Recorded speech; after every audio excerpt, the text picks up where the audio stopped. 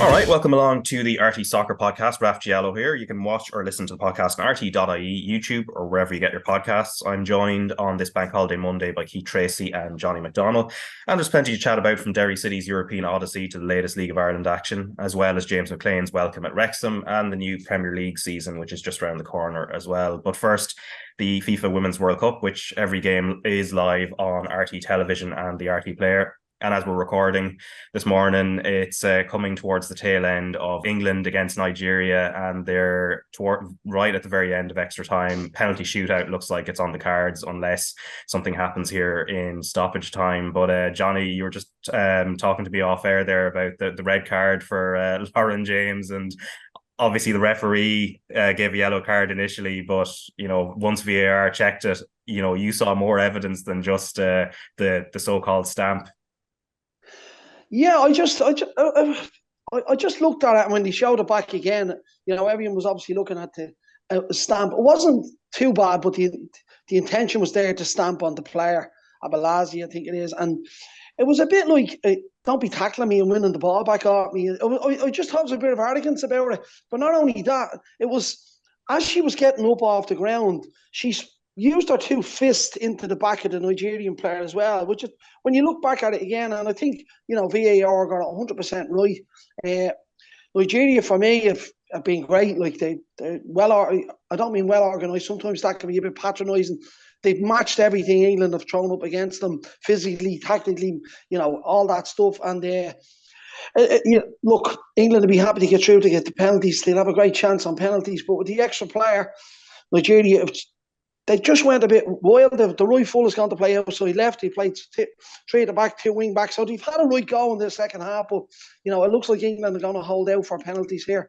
But it's been a really, really good match, really good game. Yeah, in fact, it's just gone to penalties there. And Keith, I mean, yesterday, the United States, who are the most successful team in Women's World Cup history, won it 4 times, never finished below the bronze medal position, got knocked out on penalties against Sweden. But, the 120 minutes was gripping enough. But the shootout itself, I mean, starts off very well, but then the last few kicks, and especially like great players like Megan Rapinoe, it was a little bit wide of the mark, quite literally.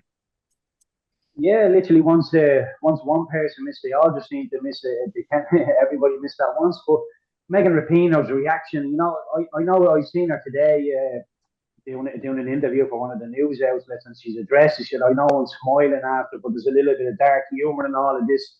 As a coach and as an ex-player, if I'm sitting there and I'm standing there and one of the players who's missed a penalty in the World Cup and he turn around and they're smiling from ear to ear, I wouldn't react well to it. And I think I find it very hard to hold my tongue, especially if we end up losing the game.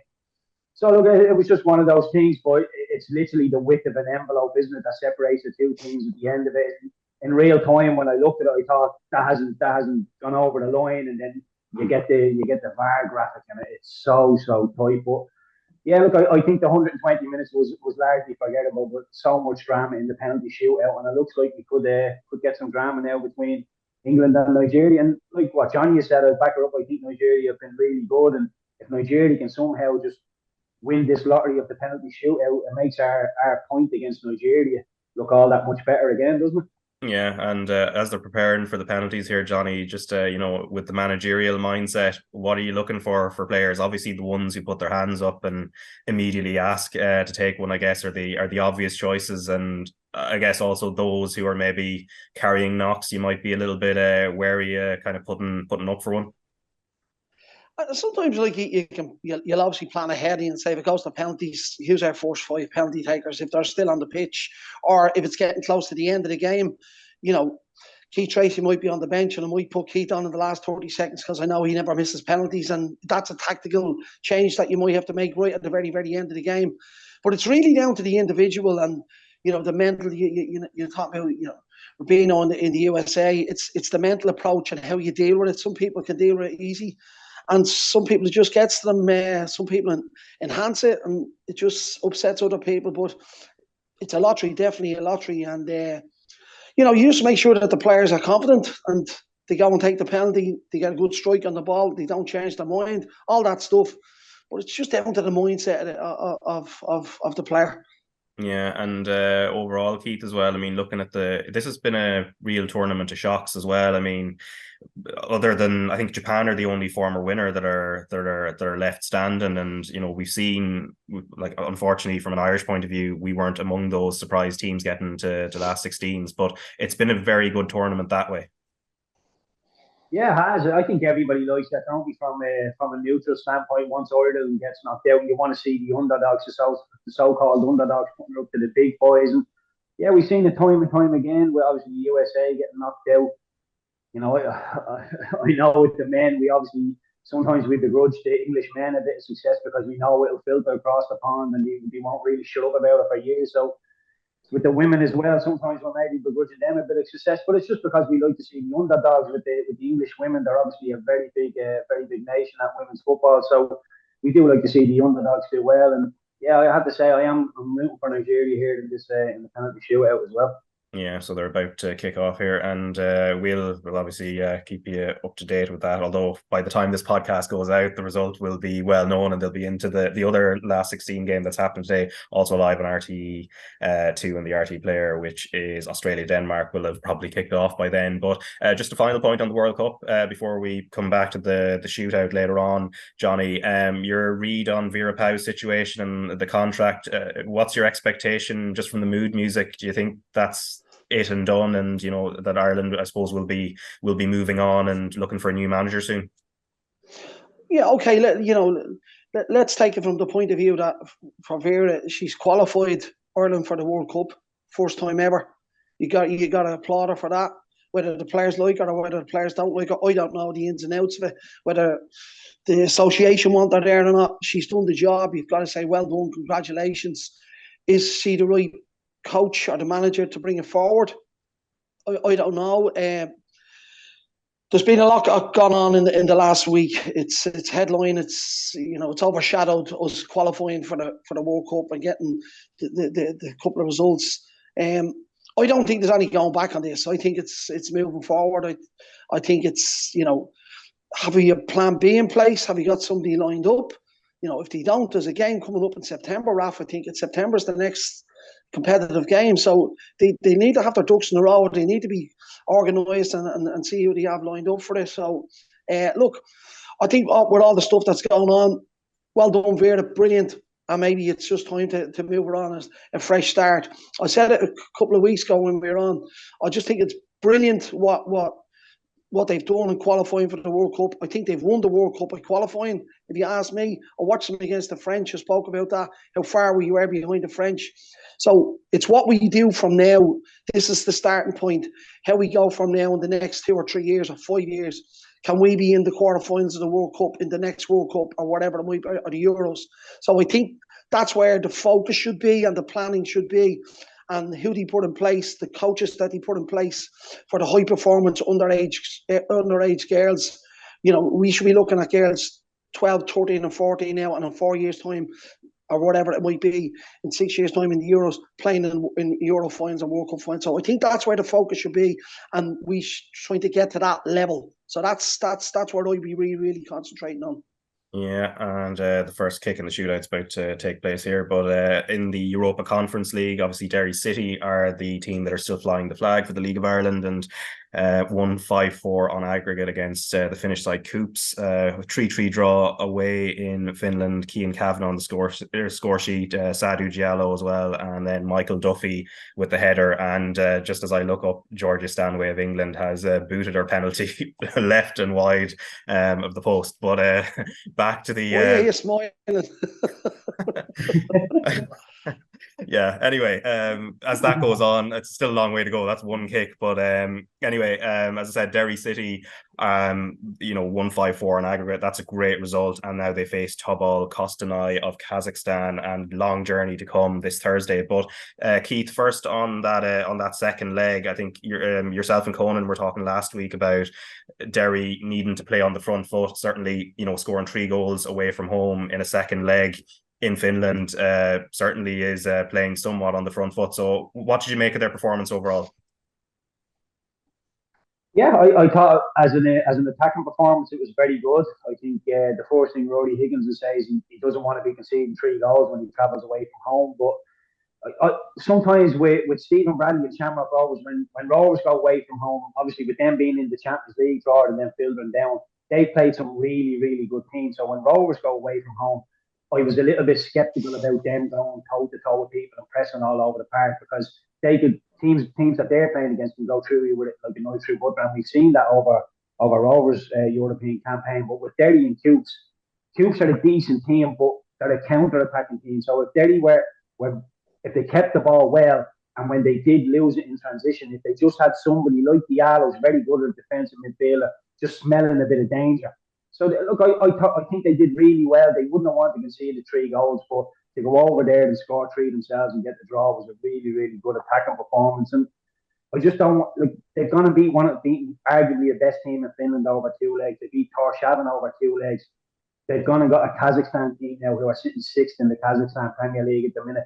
I hope they just don't take a broad view of it and think we should be able to beat this on paper, because that's a dangerous view. I think a couple of the Irish teams with the Luxembourg team that do the launch that beat St. Pat's, I think if you start looking at it broadly like that, you could get a little slap on the knuckles. But they beat Basel over 2 legs, so these are a decent team. This is not going to be an easy game for Derry. So I'm willing and I'm hoping that they do it, because over the last 2 weeks or so since Europe has started, the Irish teams took a little bit of a battering. So I hope Derry. I know it's probably only going to be it is only the one club going to keep it going in Europe, but I'd rather one than none. So I'm really hoping, and I'm sure all League of Ireland fans are that Derry can get through that tie.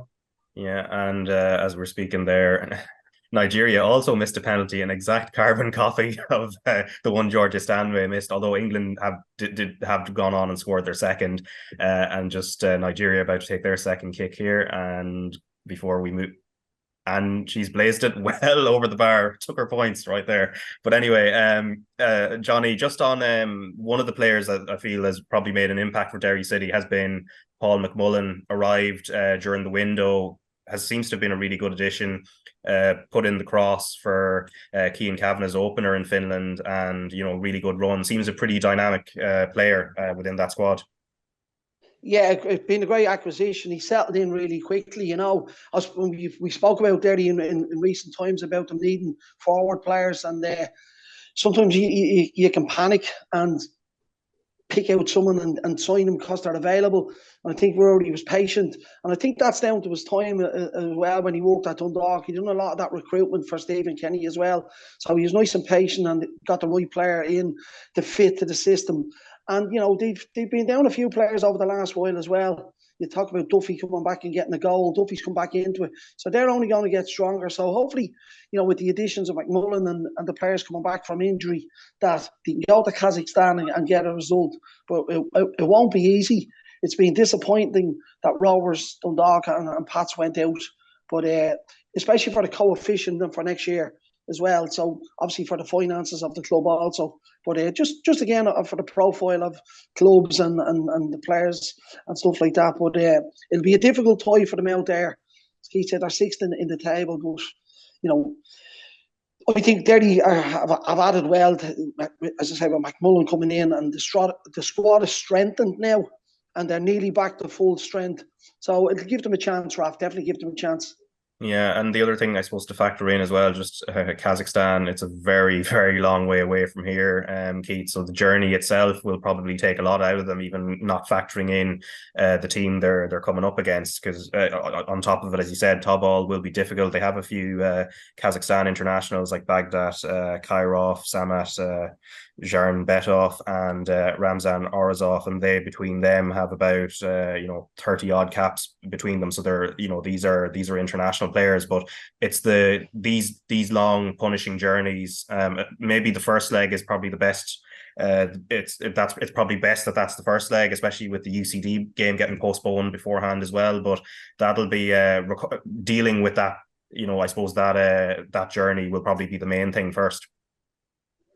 Yeah, look, I think a lot will be made about that, but I think Rory Higgins now, since they've won that tie, that he will be getting into the players' head. Listen, we're going to go over to Kazakhstan, we're going to put in a real shift, we're going to leave nothing there, we're going to empty the tank, and I'll look after you when we get back in terms of days off, going into spas, whatever they have to do, getting massages, because this is really, really big leagues now. You know, the amount of money that's involved in here. The club will be desperate to get through this toy. If you get through this toy, how many millions? I'm not sure. You probably know, Raf, but I'm sure Rory Higgins will be just desperate to go over there. And the mindset will be: listen, we are gonna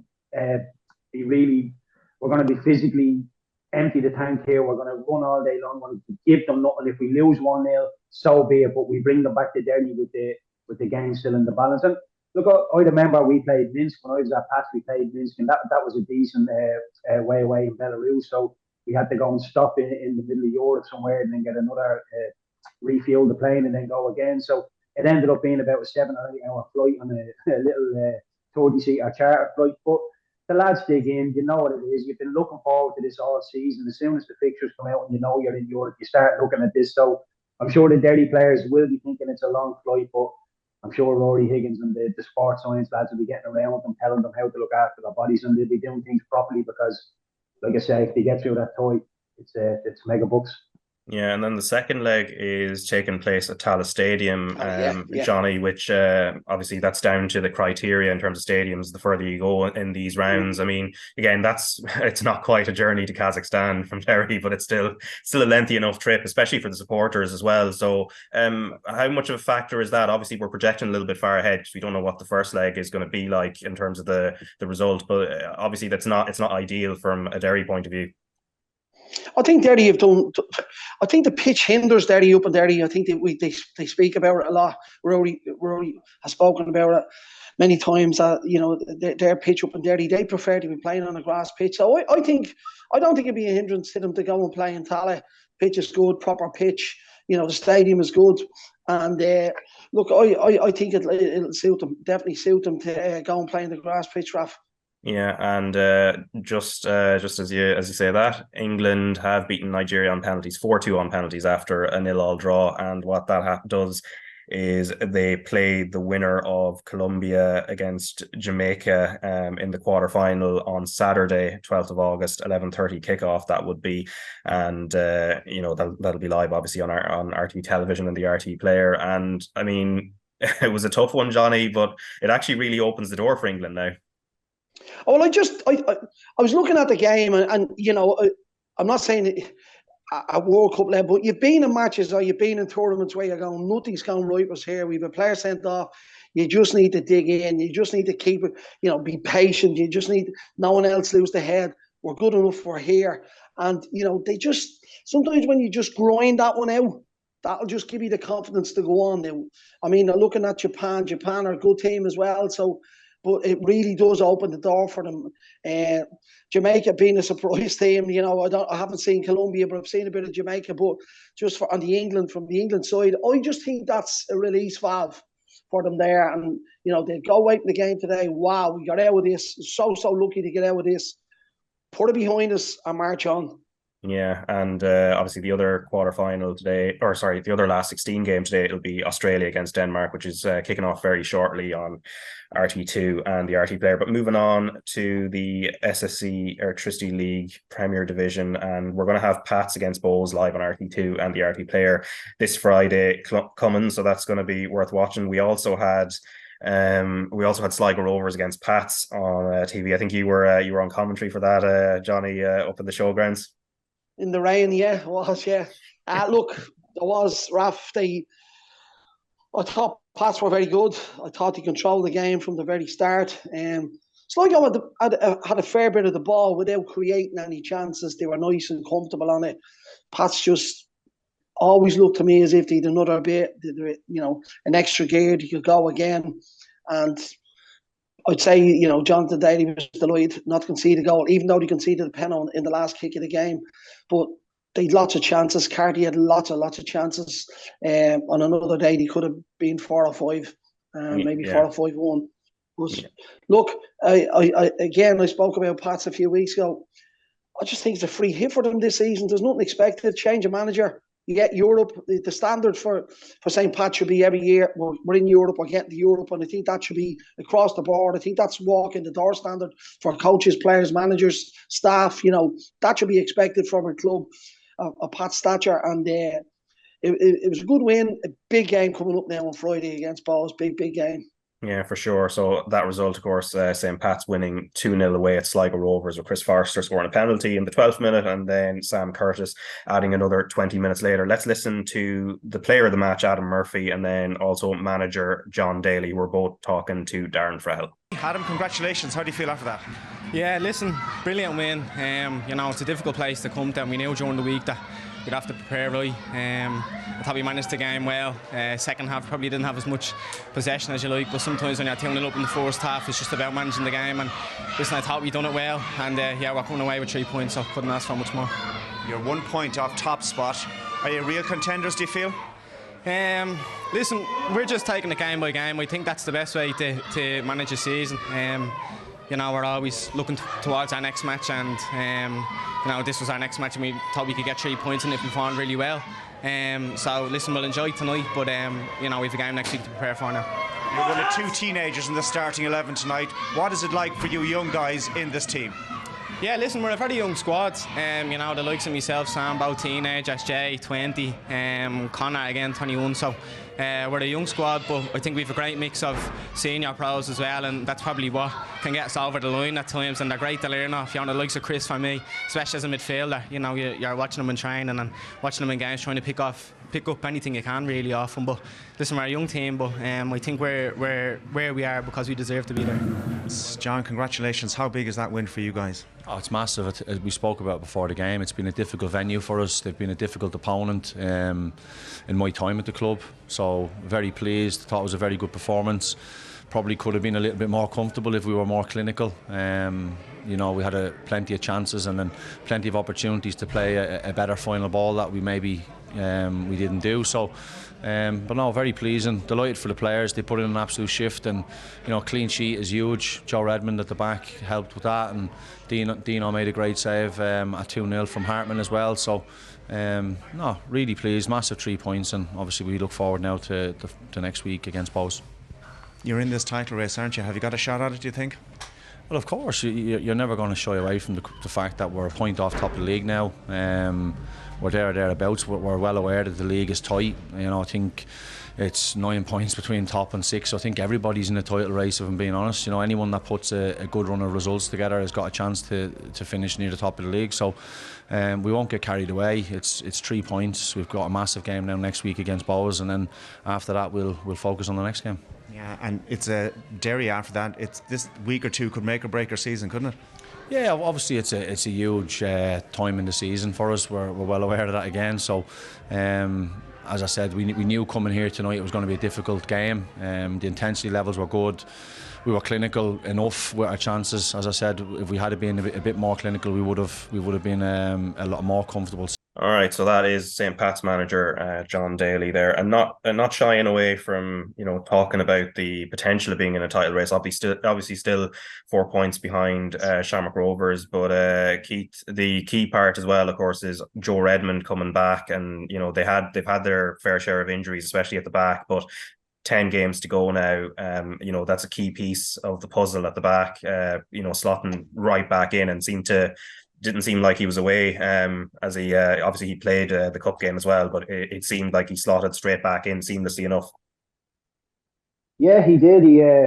Joe's a great professional. You can tell that he's come back from his injury, the hamstring injury, and he looks really good. Doesn't look out of place. Doesn't look like he's going to take a couple of games to hit the ground running, which is what you want from your captain and your leader. And there was a point in John's commentary I thought was really good when there was a ball slipped down the side of him, and it was one of the Sligo players, but had Joe's body shape been flat, then he would have had to turn his body and get into the race. But the fact that he was side on and he was sort of saying, I let you play that ball there, and I know I'm going to get the block in as the ball goes there. It was just little body position, really, really good. And Joe Redmond coming back is a big one, because I know that missing Grigowski as well. I'm not sure how far off he is. The two first choice centre halves have been missing for a large part of the season. Sam Curtis, only 17 years of age, he's been filling in at centre half. I do think his best position is right back, because he's so good going forward, can give you so much going forward. But so much at St. Pat's is just going right. Chris Forrester, the older head in there, I think he's up to 12 goals now. He's just he is Mr. St. Pat's. If you can stop Chris, you will generally stop St. Pat's playing well.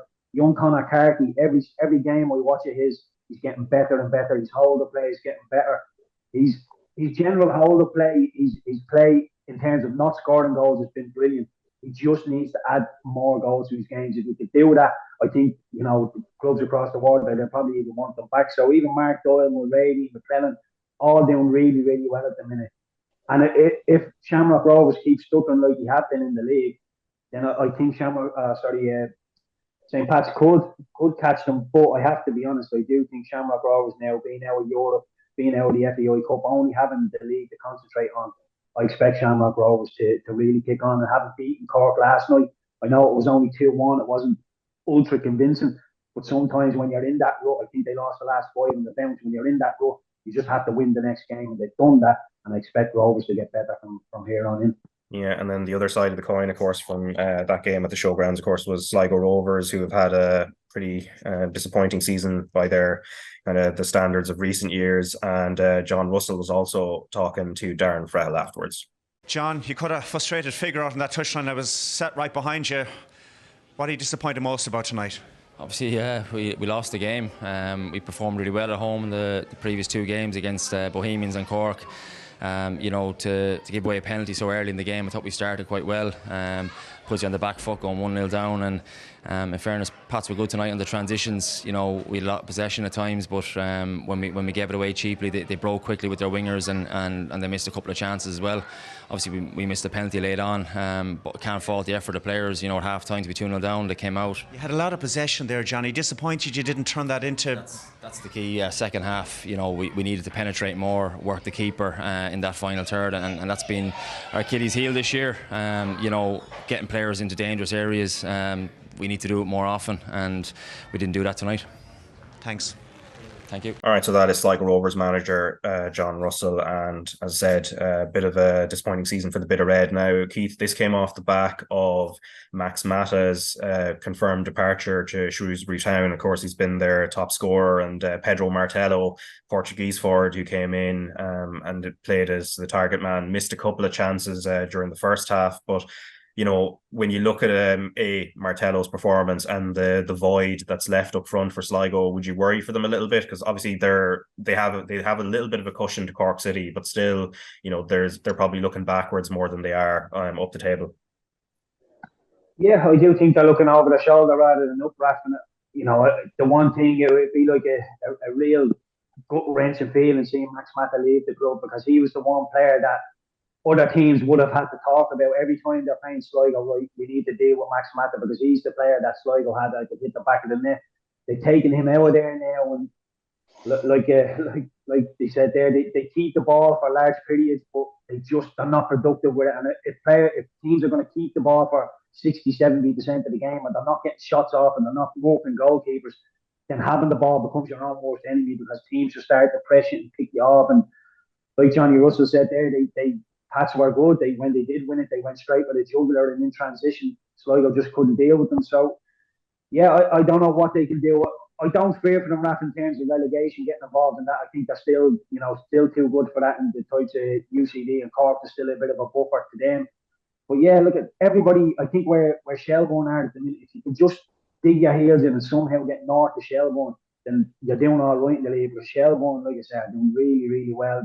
If they can get north of them, which looks like a big ask already, then they'll be doing well. But I think it's just going to be one of those seasons for Sligo that, you know, they're not really playing for anything, not really going to get relegated, and just fizzles out. Yeah, and then the other result on Friday night, of course, was Bohemians beating Drogheda United 4-2. Drogheda were down to 10 men as well. Jonathan Afolabi, from the Bows' point of view, scored a couple of goals as well, so he's continuing his brilliant form. But Siobhan Madigan was talking to the Drogheda manager, Kevin Doherty, afterwards, and it was this portion of it is in relation to him turning down the Cork City job. So I'm going to get your thoughts on it, Johnny, but first let's listen to what Doherty had to say. Kevin, your own personal position, you spoke to Cork during the week and you came up with the decision by yourself to stay with Drogheda. Yeah. Why? Again, look, there's hopefully a lot of stuff happening here, and again, the players I have here and the staff are like, you know, I really like working with them. We just got to, as I said, yeah, look, I was approached and spoke to them, but we've got our own battle, and I want to fight that from this side of it. And yeah, that was really it. Like you said, I wanted to get ready and prepare for this game, and we've got 10 games left and a cup game, at least one, hopefully with a few more. So yeah, look, I like working with the players I have, I like working with the staff I have. Yes, I had conversations with the club, our own club, about the future as well, and I'm very pleased with what I heard. So hopefully, as I said, everything that we spoke about, everyone will see at some stage. So yeah, look, spoke to them, move on. And what kind of a deal have you got with Drogheda? Is it the end of this season or the end of next season? Next season. I signed a 3-year contract when I started, so another one next year anyway. So, but yeah, look, as I said, hopefully things will get even better for us here. Because again, we do need. Look, everyone knows we need. We're operating off something that probably 4 or 5. I know there's at least 4 or 5 first division teams with bigger resources and tough than us, and we're way punching above our weight at the moment. But hopefully we'll have a bit more weight in the near future. There's Kevin Doherty there talking to Siobhan Madigan after Friday night's defeat. But defeat or not, he's done a brilliant job at Drogheda, Johnny. And what did you make of, I suppose, his explanation of why he felt, the approach from Cork City wasn't exactly what he wants right now, and that he kind of sees himself, staying at Drogheda and trying to build there, with obviously promises being made about what the future might look like? Look, Kevin's a good lad, and as you say, he's done brilliant at Drogheda. He feels that there's more there. The club have obviously said, look, there's an ambition, there's a plan. At least he's another year of a contract. Work-wise, family-wise, going to Cork. If you go to Cork and you get relegated, you go backwards.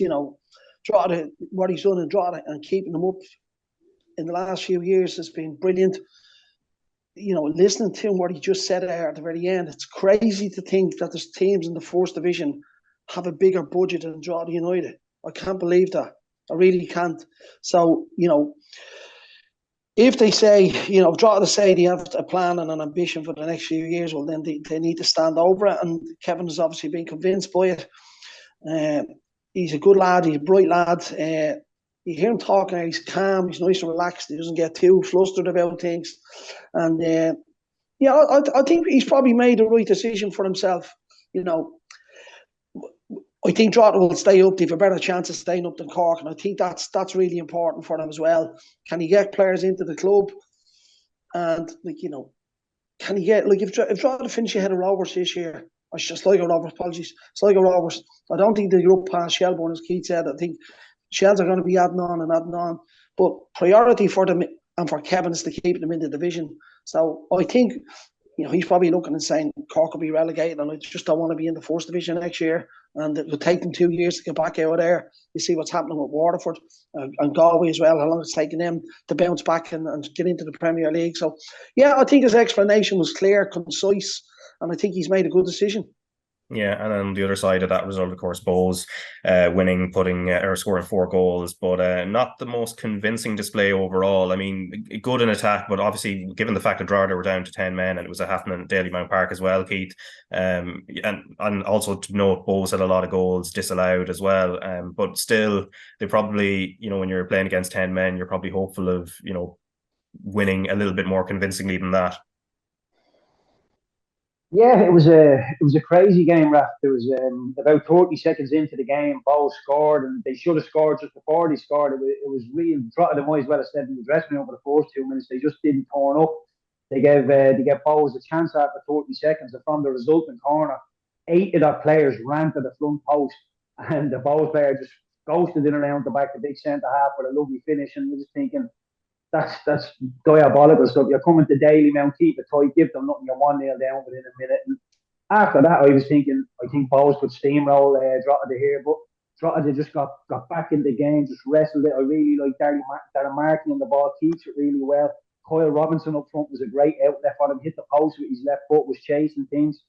And they dug in the first half, and they started to look the better team. Evan Weir then made it 1-1 with a lovely header. Just after that, Drogheda get themselves back in the game. 45 minutes of madness. Bohs get a goal disallowed. They look a little bit soft for me. Then Evan Weir gets sent off for a tackle on Connolly. That Connolly's running across the pitch. He's not even running towards the Drogheda goal. And look, it's not a red card. He's low. He is a little bit reckless, but he's low in real time. I was at the game and I thought, yeah, maybe that is a red card. When I got home and seen the replay, it was never a red card. It was a bad decision. Bow scored again. It gets disallowed. The linesman flags and says Dylan Connolly's in the goalkeeper's eye line. He was nowhere near the goalkeeper's eye line. It should have stood, but it was just two and fro, and 2-2. Drogheda get themselves ahead. It ended up 2-2, but then at the end, Drogheda just fell apart. And Drogheda had large periods in the game where they were really good, looked a better team, but they couldn't defend set pieces. They were awful from set pieces, and in the last 10, 15 minutes or so, they just fell apart. And as when Afalabi and the rest of the Bows attackers hit the gas button and ended up hitting the back of the net. But really good, entertaining game. And yeah, look, it wasn't 4-2 suggest maybe Bows were on top for a lot of the game and Drogheda just hit them boom. It wasn't like that. It was a really competitive game. Drogheda were in it, and Bows just managed to come out the right side of that. But I've seen Bows do that a couple of times this season where you're thinking there's not a lot in this. Even UCD, I think it was a couple of weeks ago where I think it was still 0-0 going into the 75th minute, and then all of a sudden they go and win a 2-0. You're thinking that looked comfortable enough. Bows are just getting over the line in games, but look, you're not going to go out and just blow teams away, every game. So if you can win like that, it's just another weapon in your arsenal. So I think Declan Devine would be quite happy, even though it wasn't as convincing as maybe you think it was. Raf, they're still winning, and they're not far off St. Pat's either. So they're in that title race as well.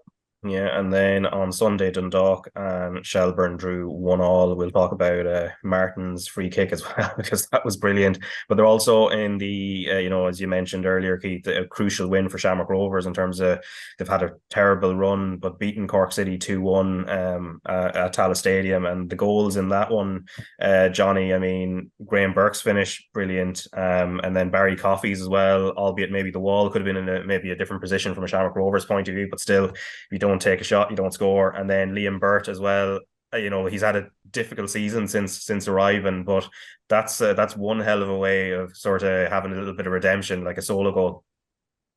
Yeah, but like he hasn't had a lot of game time as well. Like really important win for Rovers. Really important. I think we all know what Graham Burke can do. I don't think he's played enough this season. He's been in and out of the team. He's been brought on. Jack Byrne is still out at the moment as well. So he's probably obviously playing because Jack's not playing. He needs to play week in and week out. For me, like, Rovers haven't spoke about them early on in the season. Slow start. Come back into it a bit. Dropped off at Europe again. If they go and win the league this year, they've kind of done it without being challenged too much, if you ask me, Raf. And as I said earlier, it's an opportunity for Pats or Derry, or especially Derry. Derry were the ones who you would have been asking to have a go at Shamrock Rovers this year. And even Bows, as Keith said, they're still in it. But look, they're chugging along, I'd say, Shamrock Rovers in second gear. Chugging along in second or third gear. And a 2-1 win, vital for them. And again, this weekend, as we spoke about Bows and Pats, Bows could go ahead of Pats if they beat Pats this weekend, and then Pats have to go to Derry. Rovers could win 2 games in a row, and then that gap could open up again. So, look, it hasn't been great with Shamrock Rovers, but it's been good for the league that it's still close and it's still tight, and someone could catch them. Yeah, and the Cork point of view, Johnny, as well. I mean, obviously we kind of touched on them a little bit. Like, they're struggling, obviously, at the other end, occupying the relegation playoff spot. But obviously, we heard Kevin Doherty in terms of staying at Drogheda. But for Cork, they seem to be in a little bit of a weird state of flux. No permanent manager, and obviously in a difficult position in the table. They've lost 15 games, I think, this season, Raf. Just looking at the table here, and the bad thing for them is, with Drogheda loss, like Sligo loss, so they're still kind of hanging in. They're still hanging in to try and catch one of them. But 10 games left. It's a 4-game turnaround for them, really, 3 or 4 game turnaround to get back in.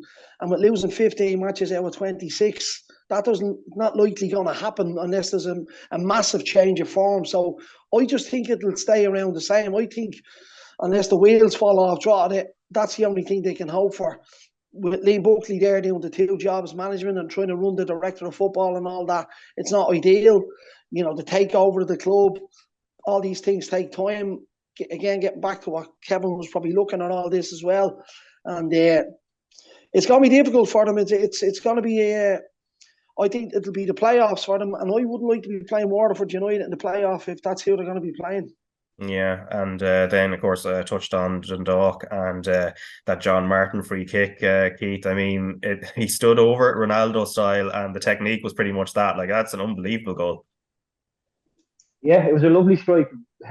just as he hit it, I was thinking it has half a chance. And look, the first thing when it goes in goalkeeper side like that, and it's 30, 35 yards out, you're thinking maybe the goalkeeper's been done here, but you're just not expecting that there's a little bit of movement on the ball as well. The keeper should do good, but it's a decent strike. And even the Shelbourne goal, the wood finish was lovely, coming in on his right foot, just passing in. And like you said, you're never really sure with these boys coming across the water because you haven't really had first team football what they're going to be like. But Wood looks to be a really good addition to Shelbourne. Looks like he has a bit of stardust in him. And yeah, look, I like Shelbourne. I'd like to do them do well. I know a lot of people with Damien Duff and Shelbourne, they can be rubbed up the long way. They're probably not great to watch on the eye, but I really like what they're doing there. I think Damien Duff is getting the most out of Shelbourne. And yeah, I'd like to see them do well. And, you know, there's obviously, you know, you look at Bowes, St. Pat, Shamrock Rovers, even Dundalk, they're sort of detached somewhat from the rest of the league in their own little race.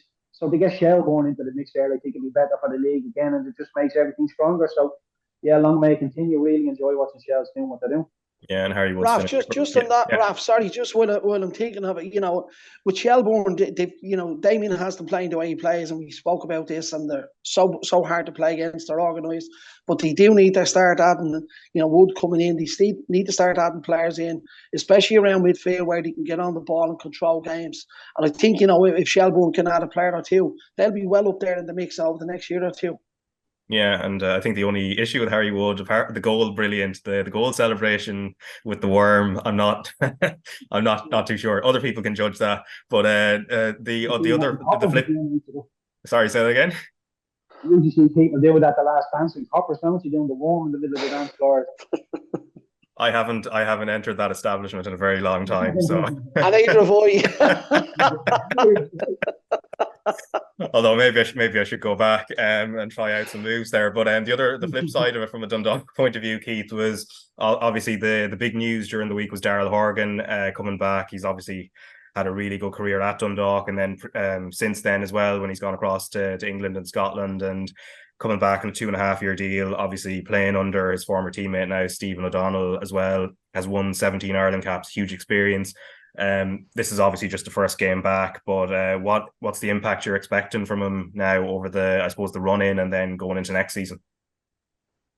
Yeah, I think Daryl is a great player. He's very nippy, very agile. He'll run the channels and he works all day long. And that's, from a coach, you know what you're going to get when you're putting him out on the pitch. You know you're going to get an 8 or 7 out of 10 out of Daryl every time. And he has that little bit of ability to unlock defences. I think he played a lovely little ball with the outside of his right foot. Now, as a coach, I'm screaming at and saying, use your left foot. But his right foot is so good. He just plays it with the outside of his right. Technically very sufficient as well. So I think he'd be good for the dressing room as well. There's a couple of younger lads, a couple of lads who haven't played in the league before. So Daryl will be able to talk to them and just bring the dressing room on a little bit. And I think Stephen O'Donnell knows what he's doing, bringing them in. Obviously, work together as well. So yeah, I think it's a match made in heaven, and I think that it's a decent sign, and I think it's a sign that makes Dundalk better. And like you said, Raf, a 2-year deal is brilliant for him. And yeah, I think we'll see. I think Daryl still has a little bit left in the locker to give us. I don't think he's by any means finished. You know, a lot of people, when you finish in England and you come back, people are thinking, is he just fizzling out? I think Daryl still has a bit to show. Yeah, and then turn our thoughts to what's happening in England. And before we talk about the Premier League and obviously what we would have seen in the Community Shield yesterday as well, there's the move for James McClean going to Wrexham after the end of his Wigan career. Now, Wrexham, of course, in League Two, haven't been promoted from the National League, but their story is very interesting, been the subject of a documentary. Of course, their owners are very well known. Rob McElhenney from It's Always Sunny in Philadelphia, for anybody who watches that show, like myself, or also Ryan Reynolds, who's probably the slightly better known of the two, both Hollywood actors, obviously. But I guess the more important thing, McClean, still an Irish international, recently won his 100th cap, Keith, but what, when you look at the level he's going to be playing at League Two, does it have any bearing whatsoever on his international career, at least in the short term? And then maybe, obviously, he's 34 as well, so he's coming more towards the end than the beginning. But I suppose, what's your take on, I suppose, the level he's going to be playing at and how that impacts things from an Irish point of view? I think the level he's playing at is probably not. It's not good enough to get into the Irish team. I think that has to be said, and I think James knows that. I think with James getting his 100th cap, I think that was the milestone he wanted to reach in his own head. He's done that. It's a huge achievement to become a Centurion. So I think James has probably made peace with that and thought, I fancy going to Wrexham. Look, the level of football, it is League Two, but I think from the outside looking in, we can all agree that it's a very exciting project, what Ryan Reynolds and they're trying to do over there. So look, I think if Ryan Reynolds was on the blower to me, I find it very hard to say no to him as well. Such a charismatic man. The wife would love to meet him. So look, it's a very, very interesting project. I don't think his football is going to be accelerated because of this. I don't think it helps him in a footballing way, but look, it is what it is, and sometimes when you're 34 and you're looking then your last year or so, your last 2 years or so, you're not necessarily looking for the best football move. You're looking for something that can maybe prolong your career outside of football, or just something a little bit different. And like I said, with James having his 100th cap, I don't think Ireland is in his thinking anymore. But it is a real shame because he's been a great servant for us and he's played well. He's never let us down. I don't think anybody's seen him getting his 100th cap and thought he's coming towards the end. I don't think that was in anybody's thought thinking. I think he still a great athlete, but playing at that level, I think there's going to be a lot of people higher up the pecking order now than James.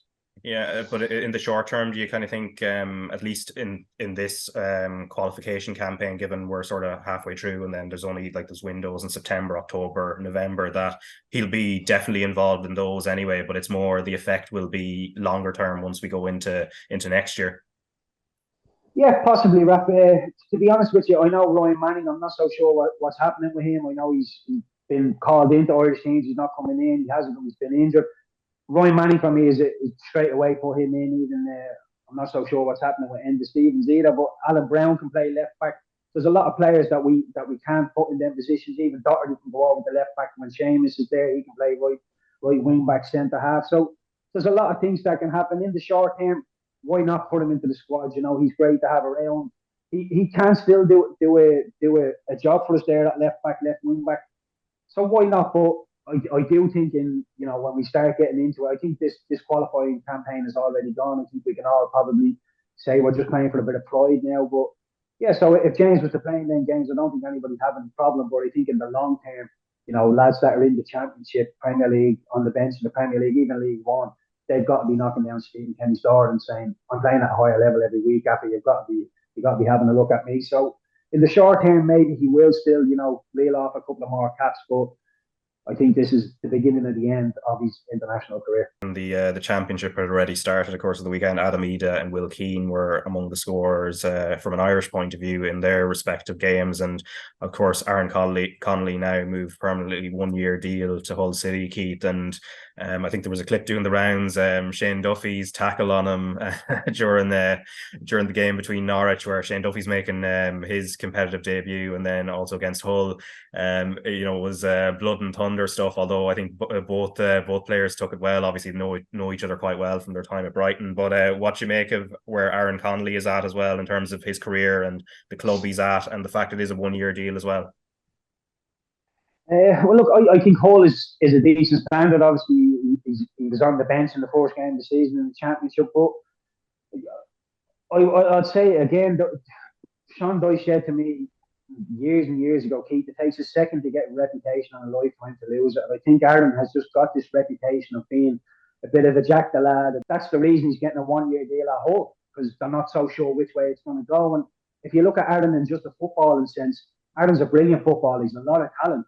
So that would lead you to believe that maybe something off the pitch is not right, or on a human level, he's just not operating as he should. So, look, I hope he gets it sorted out, because when he came on the scene, when he burst on the scene for Brighton, we all sat there and we all had him in an Irish shirt and we were all envisioning what we think he could become. He stuttered a little bit, but if he just gets his head down and works hard and just forget about the other stuff, just try and fall in love with football, because if you fall in love with football, it will come out on the pitch. And sometimes I think he finds it a little bit hard to love football. And I've been in that place before. So just try and find the love. And if you can find the love, and if he's getting out of bed with a smile on his face, then half the battle is there. But I've seen the tackle with Shane and himself, and it's happened. It happens all over. I have to say, I love that. If there was anything less, I'd be a little bit disappointed in the two lads. I remember playing Burnley played against Ipswich, and Keith Andrews was playing for Ipswich at the time, and I went to block a ball, and he left a load of stud marks from the inside of me groin all the way down to my knee. And when I looked at him, I went, Keith. He looked at me, oh, sorry, I didn't realise it was you. I was like, you knew it was me. And the two of us ran off, and I thought, well, I'd probably think a little bit less of him if he didn't do it to me. So, it just is what it is. Everybody's friendly and all off the pitch, but on the pitch, there's no friends, especially when they're on the opposition team. Yeah, and as you said, in regards to Connolly and I suppose the off the pitch and how it affects on the pitch is something he did talk about with Paul Nealon from Irish Football Fan TV last year. Really good interview where he kind of opened up about it and kind of sensed that he recognises it and is looking to move on. But before we go, the Premier League, of course, is coming back, and the Community Shield, your beloved Arsenal, Keith. Last minute goal shot that Trossard took that deflected in, and then they go and win on penalties. But when you look at the gap between City's squad and what Arsenal brought in, which seems to be some really good signings, what's your thoughts on the title race? Assuming Arsenal are going to be in it again, have they closed the gap enough based on the players they bought? I think they closed the gap. I think they're still the second best team in the league. But I go back to the final third of last Premier League season when Arsenal played City, and Arsenal were in the race, and City needed to win, and City just went and won 4-0 and absolutely blew Arsenal out of the water. And I still think there's a gap from City to the rest. I think Arsenal are second best, but look at the likes of Kai Havertz coming in. He doesn't hit the back of the net 20 times a season, but he's a decent build-up player. Timber, very good defender. He played left back. He can play left back. Ben White can play right back. No problem with that.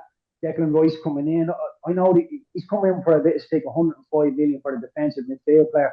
But I hope and I think that Arteta will put offensive demands on him. When you win the ball, we don't just want you giving it to Odegaard and saying that's my job done. We want you to get up there because he has the engine to be able to do it. We've seen him do it for England. We've seen him do it for West Ham on occasion. So I'd be putting a lot of demands on him to get up the pitch and be the centre midfielder that can defend and a centre midfielder that can attack. Because if Declan Rice starts hitting the back of the net with Odegaard, then I think Arsenal are in a really, really good place. But look, I know Arsenal ended up winning on penalties, Raf, but I don't read a lot into this. I really don't. I think it's pretty much viewed as a pre-season friendly.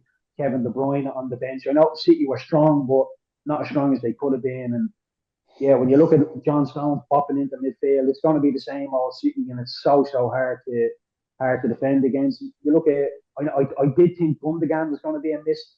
Mahrez going out as well is going to be a miss, but then you bring in Kovacic, and you're thinking, it doesn't set the world on fire. Kovacic, for a very, very solid player, 8 out of 10, does very, very well for Croatia whenever he plays. And then with Guardiola coming in as well, 77 million. Brilliant fella, another Croatian as well, centre half, set the World Cup and the Euros on fire as well. Very, very highly sought after. And they've strengthened defensively, and we all know how good they are in attack. So I think City will win it again. And I have to be honest, I know I'm an Arsenal fan, and I'm probably being a bit pessimistic, but I don't think we have the bench to compete in the Champions League and in the Premier League. So I think the further we go in the Premier League, or the Champions League or any European competition, it could hinder us in the Premier League. Because I look at our bench yesterday, for instance, and there was only Trossard that I really fancied. I know Nketiah's on the bench, but Nketiah's not somebody who you would like to have all the time. And again, with Jesus' injuries, is he robust enough? If we get him to play 30 games a season, we've been doing well. But yeah, look, I still think City will win it at Cantor after, to be honest. Yeah, and then Manchester United, Liverpool and Newcastle, Johnny. I mean, they'd probably be the sort of next in line. Obviously, United and Newcastle playing Champions League and Liverpool in the Europa League, and all have made some interesting signings. And of course, United were over here playing Athletic Bilbao at the Aviva Stadium, because I just happened to be on the dart and I'd forgotten the game was on, and then just ended up being stuck with a load of Man United fans for a while until they jumped off around Lansdowne Road. But what do you make of those three clubs in particular, United, Newcastle and Liverpool? Well, I think Ten Hag has went in there last year, finding his way, and I think he knows what he wants to do now with moving players on and the players he wants to bring in. Spurs, is Harry Kane staying? Is he going? If they got enough, Liverpool be playing on Thursday nights, will they, Raf? And I don't know. Is it difficult for them? Chelsea, new manager coming in. Keith spoke, in detail about Arsenal. For me, it's a bit like Countdown, the show that's beyond. No, I do know it. Yeah. It's Manchester City and any other five in any other order. It can be Arsenal, Chelsea, Spurs, Man United, Liverpool, and any of them five to fill in the next places. And I just think City, as Keith alluded to there, have just added exactly what he wanted. He let go what he wanted to let go. And I think, as I said, it'll be a bit like Countdown. City from one to the top and the rest, any other five. Yeah, I think Dinny Corkin, if I remember, was on Countdown once as well. So that was the kind of the League of Ireland connection. But Keith, just on, I suppose, Liverpool's midfield, lack of a number 6 with Fabinho and Henderson going, and then also Man United then filling the centre forward position with this Danish striker, Rasmus Højlund.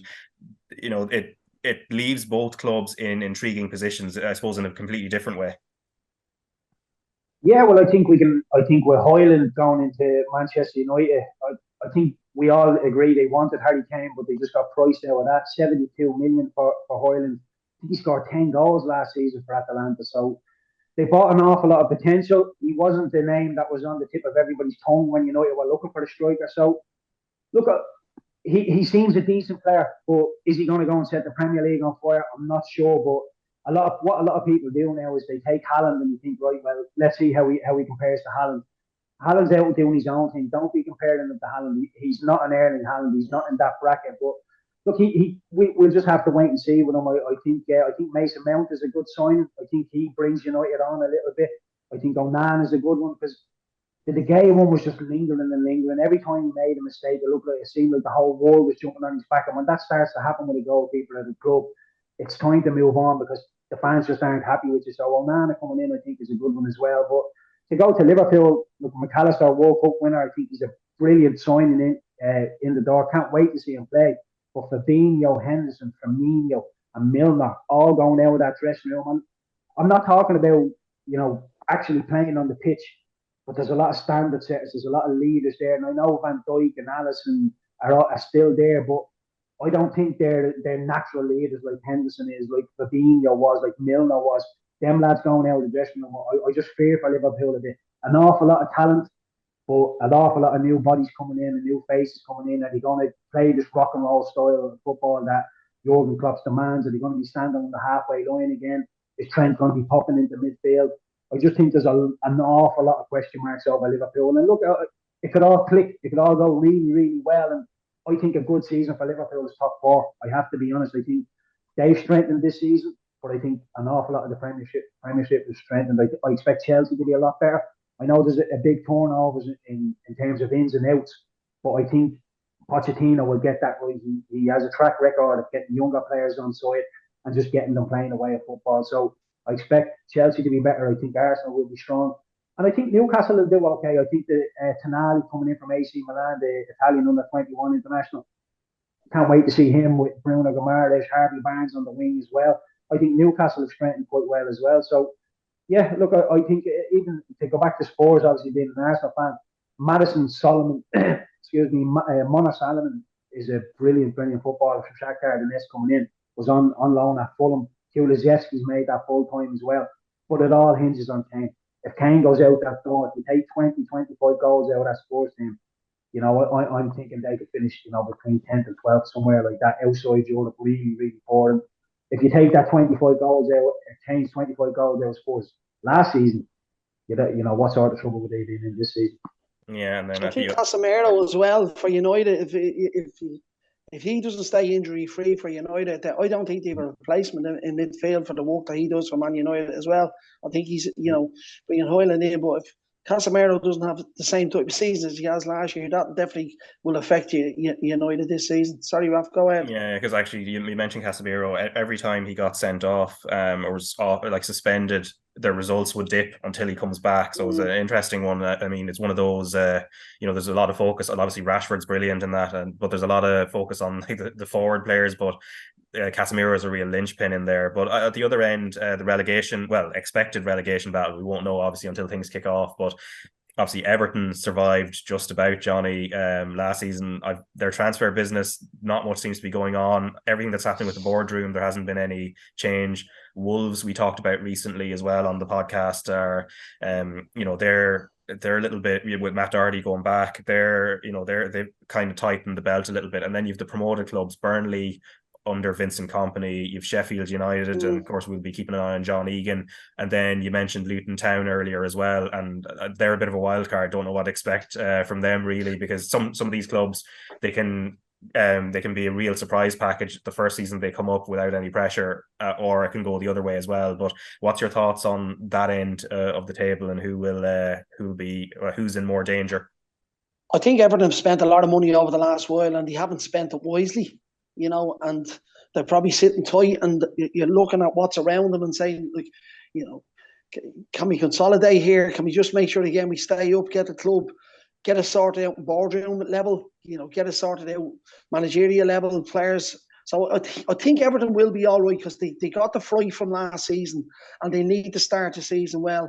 Wolves, even Crystal Palace, Saha's off to Turkey, isn't he? So Burnley coming up, Vincent Kompany, great pedigree. He knows the Premier League. It's not like he's a manager coming in that doesn't know the Premier League. Will he have enough?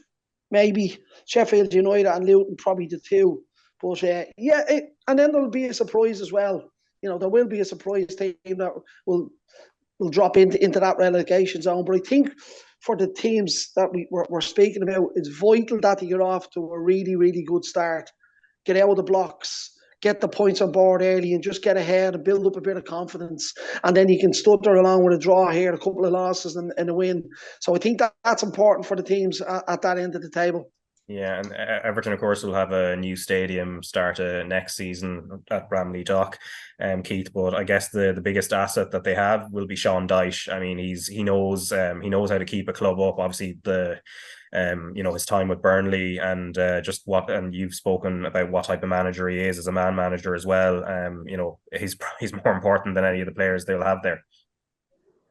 Yeah, I think so. I think he's perfect for either league. He obviously kept him in the Premier League, and I was steadfast in the opinion that he would do that. And it wasn't because I seen Everton going and blowing teams away under him. It's just because I knew he would motivate the players. He would get them all on side. And Johnny knows when you're a manager and you have players that want to run through brick walls for you, and the team is together, and he gets this vibe of it's us against the world. And when you have that, you get that backs to the wall feel. And I think you've seen that under Everton last season when Lampard left. They were a little bit loose out of possession, a little bit loose all over the pitch, even when they had the ball.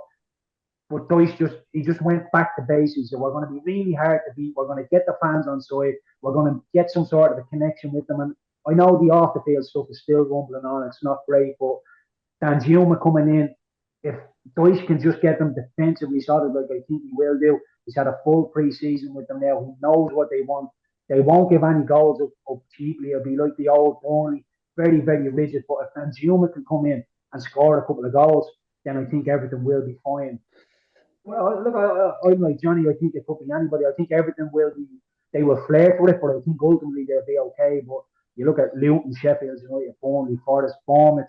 Will Bournemouth be as good as they were last year? I mean, I relegated them about 3 times last season, but they just keep bouncing back.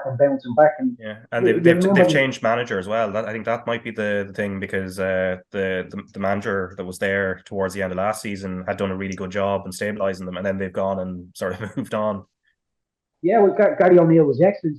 When you throw your mind back to Scott Parker, I think they lost 9-0 to Liverpool, and you're thinking, Bournemouth this is going to be a long, hard season, and Gary O'Neill comes in and he does okay, steadies the ship, and every time I thought they were relegated, they'd come back and win a game, or win 2 games, and draw the game, and I'm thinking, there's just something about them. So the new manager coming in, how's he going to do it? Are they going to play a bit of football? It all remains to be seen. But the one team I'm interested in, probably no surprise, is probably Burnley. I think it's very interesting with Vincent Kompany coming there, trying to play a bit of football. how they set the championship on fire last season, 100 points, lovely free playing football. Is he going to get a dig out? I know he signed a couple of players here and there. No names jump off the sheet. Is thinking that's a great signing. Barrett O'Shea has gone in. He will be put under a lot of pressure to play football out from the back. I know that's the way Vincent Company wants to play. So, and obviously Luton with Benny going there, we want to see him do well. So there's a lot of Irish interest, but yeah, I think it's any one of about 6 or 7 could go. Yeah, there's one thing for sure, Keith.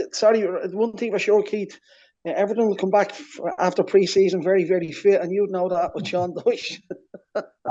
He has a day. We done it down in Fort a while, John, right down in Cork, and he had this day. I think we were there for 10 days, and he said to us, lads, one of the days, like the sports scientist Mark Howard used to take all the training. He said, one of the days I'm taking training. I'm not going to tell you when, because it'll just turn up and it'll be me, and there'll be no science behind it. It'll just be run till you get sick. And we're all like 2 days go in, 3 days in, 4 days in. When is it coming? When is it coming? And one day we turn up and I kid you not, there's JCB tyres on the Gaelic pitch down in Fort Island. And there was 2 of them. We had to pick it up, run down to one end of the Gaelic pitch, like wheel it, push it. The other team had to stop it while it's in full flow. You're getting like bones off the tyres, your knees are sprays, with no tops on. We're just running with tyres. It was just mental, but about 6 months into the championship season, we're obviously playing Saturday, Tuesday. We're feeling a bit tired. He put the video up of us in Photo Islands running around with the tyres. He said, "You aren't that tired. You are tired now, lads, but you aren't that tired. You have more to go." It's just little things like that keep you trugging along in the season. You're thinking, I don't feel as bad as I did in Cork. I'm okay, actually. And yeah, it's just clearly little things, but he will get them fit, John. Yeah, you're right. Yeah, well, I think Seamus Coleman will probably have appreciated that summer. So, although obviously he's coming back from injury, but he's obviously a great pro and a great character. So he'll take that on board, I'm sure, once he's back fit. But I think we're done for this week's podcast. We'll be back next week. Obviously, as we're recording, the World Cup last 16s are continuing. Australia with a Ford goal are leading Denmark 1-0. So potentially the co-hosts could be going through to the quarterfinals, but obviously another half football to go there as well. And of course, every game live on RT2, RT Television and the RT Player. And the highlight show tonight is 8 p.m. Monday night, and there'll be another one tomorrow as well. But Keith Treacy and Johnny McDonnell, thanks very much for your time. Cheers, Raf. Thank you.